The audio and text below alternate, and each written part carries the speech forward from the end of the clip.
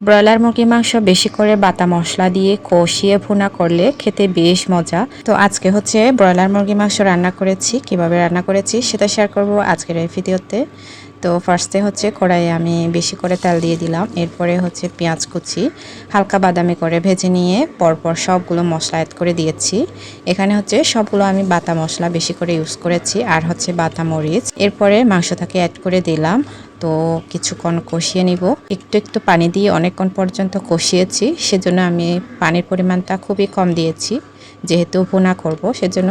পানি অ্যাড করে দেওয়ার পরে ঢাকনা দিয়ে 10 মিনিট রান্না করেছি। লাস্টের দিকে অ্যাড করে দিয়েছি পাহাড়ি ধনেপাতা অ্যাড করে দেওয়ার পরে আবার কিছুক্ষণ রান্না করে নিয়েছি।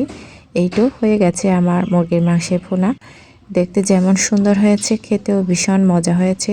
আজকে দুপুরে আইটেমে ছিল পুঁইশাকের বিচি আর হচ্ছে মুরগির মাংসের ভুনা। ব্রয়লার মুরগি তেমন একটা খাওয়া হয় না, মাঝে মাঝে এভাবে রান্না করলে খেতে কিন্তু বেশ ভালো লাগে। আজকের দুপুরে কে কী দিয়ে খেলেন অবশ্যই কমেন্টে জানাবেন। সবাইকে শুভ দুপুর, সবাই ভালো থাকবেন।